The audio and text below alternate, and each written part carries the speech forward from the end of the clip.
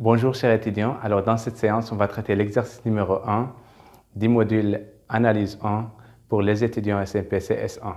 Alors, l'exercice numéro 1, qu'est-ce qu'il dit? Déterminer le domaine de définition des fonctions suivantes. Alors, on va commencer par exemple par la première fonction. La première fonction, c'est f de x est égal à 1 sur ln de x plus 1. Alors, comment déterminer le domaine de définition de cette fonction-là? Alors, on écrit d de f, l'ensemble des x appartenant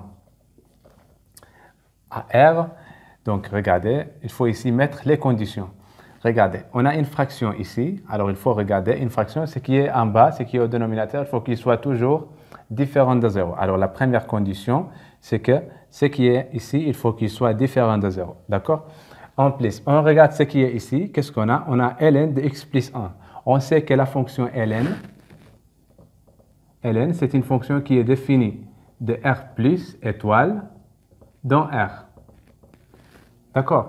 Alors, il faut que ce qui est ici, dans la fonction logarithme, il faut qu'il soit dans le domaine de définition de la fonction ln. C'est-à-dire, il faut que cette quantité-là soit strictement positive. Alors, on va mettre tout d'abord cette condition-là. Il faut que x plus 1, il faut qu'il soit strictement positif.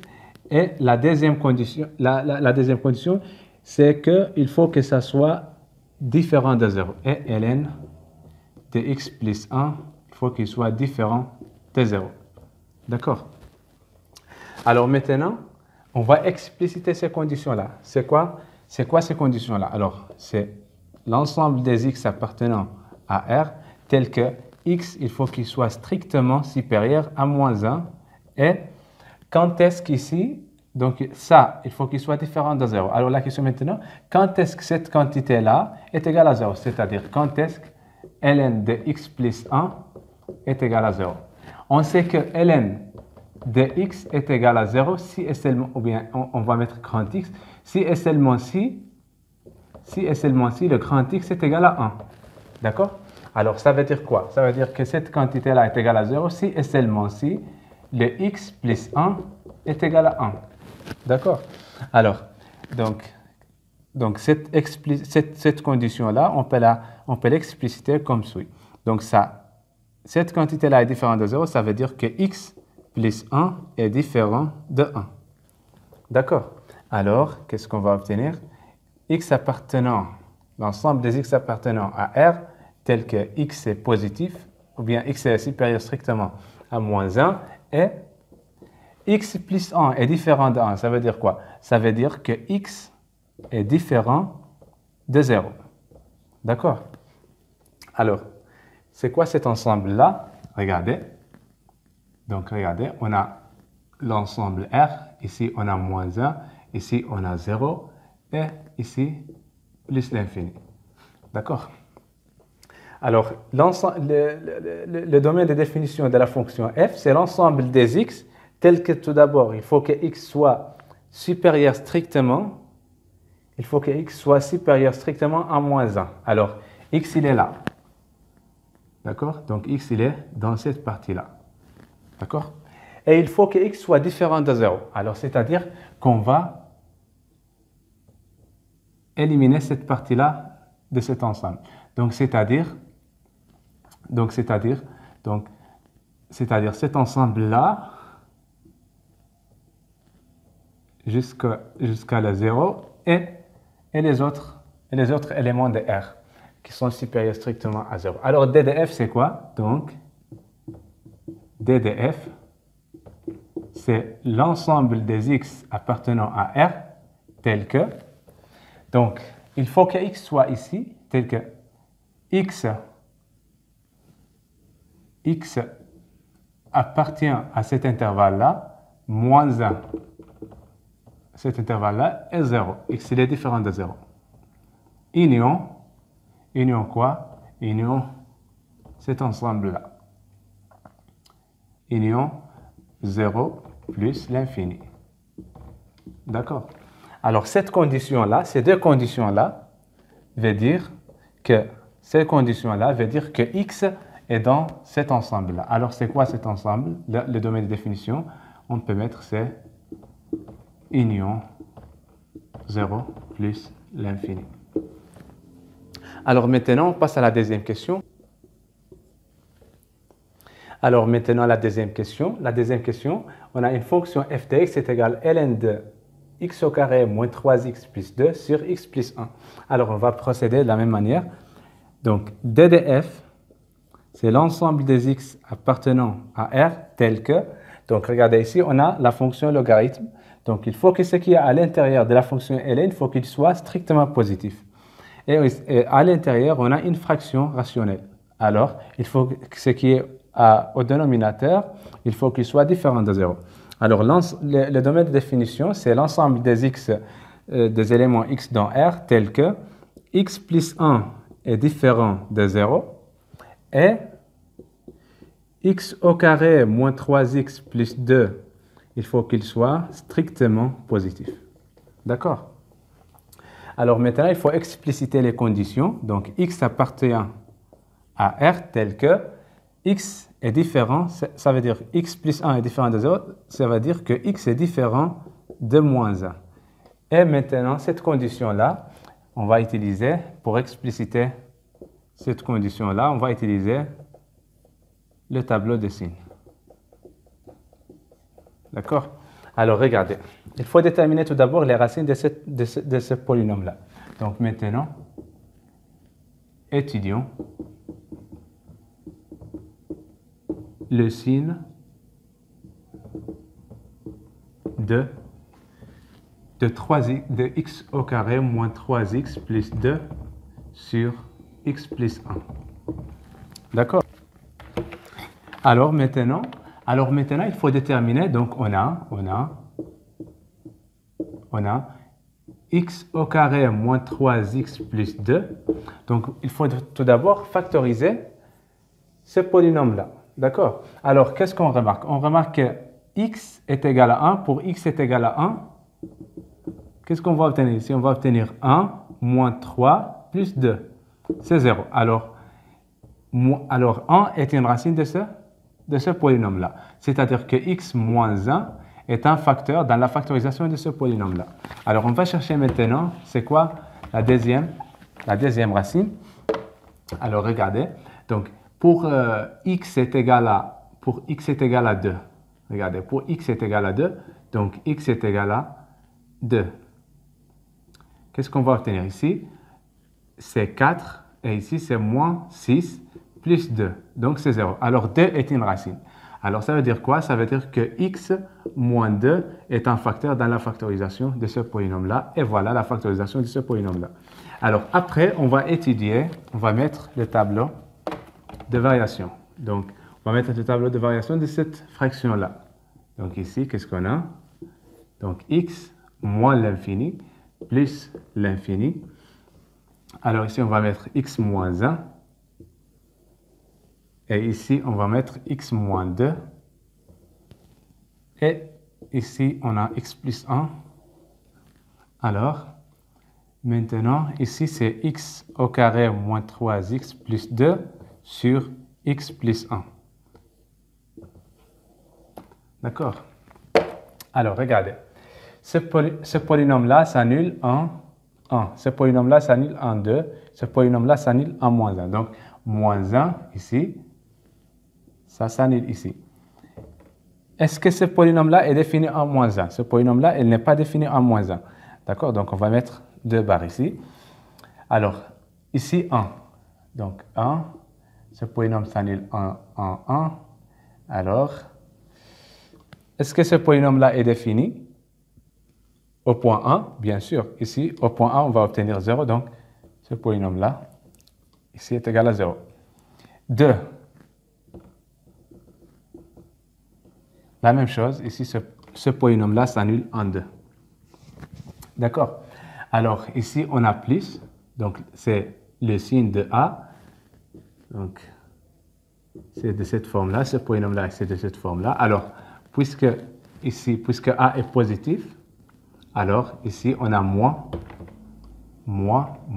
plus. D'accord? Et ici, la même chose. Moins, plus. Moins, plus. Alors maintenant, c'est quoi les signes? C'est quoi les signes de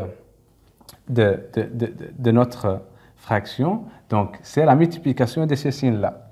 Alors ici, on a moins fois moins, c'est plus, fois moins, c'est moins. Donc, elle est négative ici. Ici, moins, c'est plus, avec plus, c'est plus. D'accord? Alors, ici, moins, avec plus, c'est moins, donc moins. Et ici, plus, donc ici, c'est plus. Alors, quand est-ce que ce polynôme-là est positif? Est strictement, donc en fait, on cherche quand est-ce que cette fraction-là est strictement positive. Alors, on va regarder. Cette fraction-là est strictement positive. Alors, donc de ce tableau-là, on peut déduire que x moins 3x plus 2 sur x plus 1 est strictement positif si et seulement si x il est où? X il est dans cet intervalle-là, c'est-à-dire x appartient à moins, regardez, moins 1, 1. Moins 1, 1. Bien sûr, 1 n'appartient pas, car ici, quand on remplace par 1, on va obtenir 0. Cette fraction-là s'annule en 0. Alors, donc, le 1 est exclu. Union, cet ensemble-là, union, ici, on a, donc c'est 2, bien sûr, le 2 est exclu, donc 2 plus l'infini. D'accord? Alors, cette condition-là est équivalente à x appartient à cet ensemble-là. Alors, on va continuer. Donc j'efface ici. Alors, c'est quoi maintenant l'ensemble des définitions? L'ensemble des définitions, c'est x différent de moins 1 et x appartenant, et x est un élément de l'intervalle de la réunion 1, 1, union 2 plus l'infini.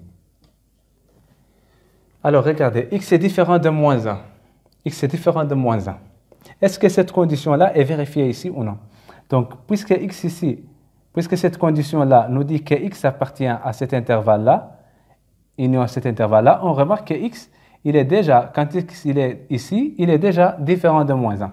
Alors, cette condition-là est vérifiée si cette condition-là est vérifiée. D'accord? Alors, donc cette condition-là, on peut l'éliminer. Donc, ce n'est pas la peine de mettre cette condition-là. Donc, c'est x appartient à R tel que x appartient à cet intervalle-là. Moins 1, 1, union,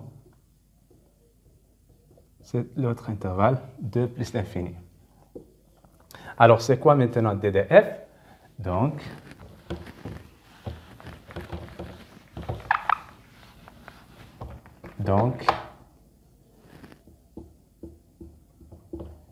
DDF, regardez, donc la seule condition ici, c'est que x appartient à cette réunion-là. Donc, c'est moins 1, 1, union, 2 plus l'infini.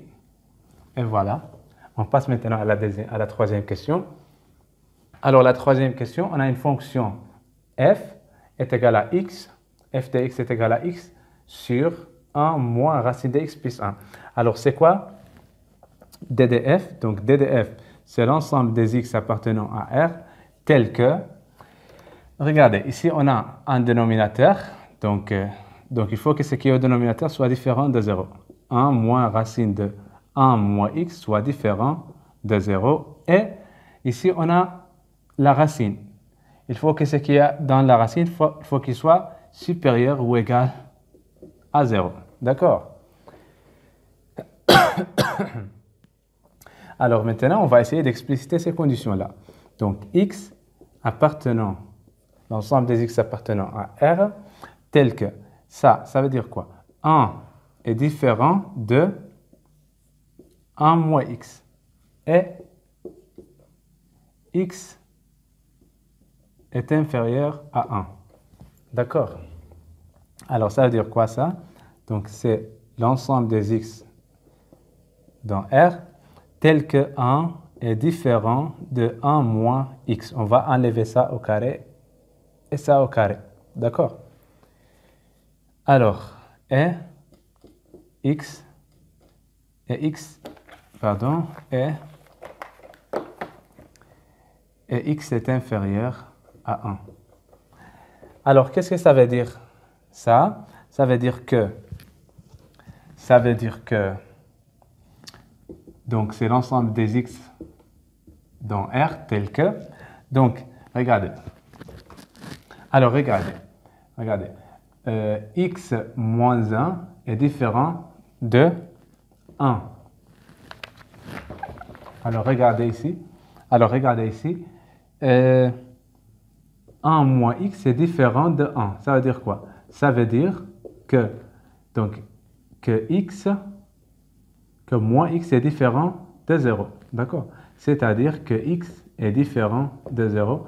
Et alors, cette condition-là est équivalente à x différent de 0. Et l'autre condition est x est inférieur à 1. D'accord? Alors, c'est quoi cet ensemble-là? Donc, c'est l'ensemble des éléments qui sont inférieurs à 1. Donc, on va essayer de tracer cet ensemble-là. Donc, regardez, 0 est ici. On suppose que ça, c'est 1. Alors, x est inférieur à 1, donc c'est-à-dire x, il est ici. D'accord? Et x est différent de 0, ça veut dire que le point 0 est exclu. Donc, c'est cet ensemble-là privé de 0. D'accord? Alors, d de f, c'est quoi? C'est l'ensemble des éléments de R tel que x est différent, tel que x, donc x il est ici, c'est-à-dire x il est dans l'intervalle, il est ici, moins l'infini 0, d'accord? Donc 0 il est exclu, union 0 il est exclu, 1 appartient puisque cette inégalité-là est large, donc 1 il est inclus. Alors, c'est quoi cet ensemble-là? Donc, c'est moins l'infini, 0, union, 0, et voilà.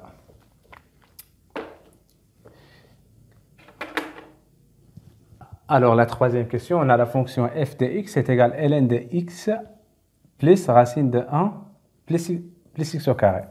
Alors, c'est quoi le domaine de définition? Donc, t de f, c'est l'ensemble des éléments de R tel que, il faut que ce qui est à l'intérieur de la fonction ln, il faut qu'il soit strictement positif. 1 plus x au carré, il faut que ça soit strictement positif. Et la deuxième condition, c'est quoi? Il faut que ce qui est à l'intérieur de la racine carrée, il faut qu'il soit positif. D'accord? Alors, regardons cette condition-là. X plus x carré. X carré est toujours positif. D'accord?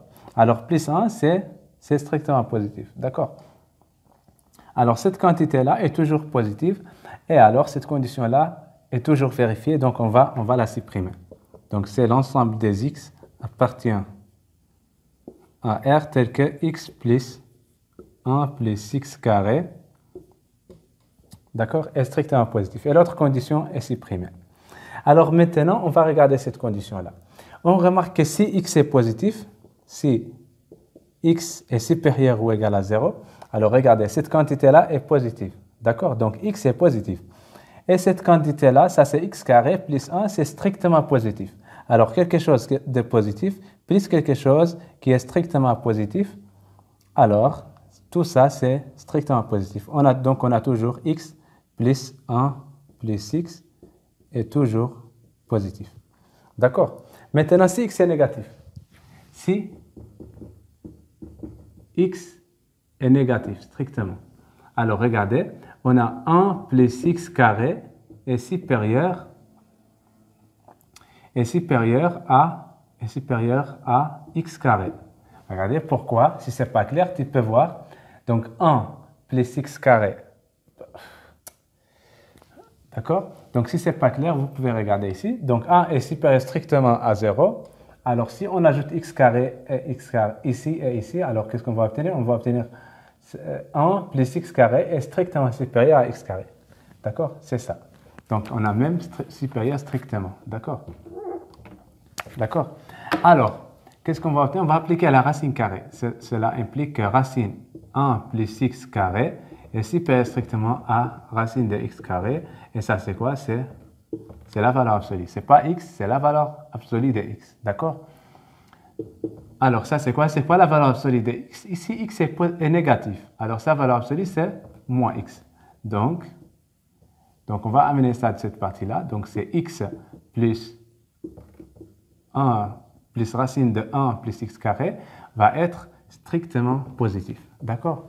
Alors, cette quantité, cette condition-là est aussi vérifiée pour tout x qui est négatif. Par suite, donc, quel que soit x, donc, quel que soit x appartient à R, regardez, x plus 1, x plus racine de x plus 1 au carré est strictement positif. Donc, cette condition-là est toujours vérifiée. Et alors, DDF, c'est l'ensemble des réels. Donc, DDF, donc, par suite, ou bien par conséquent,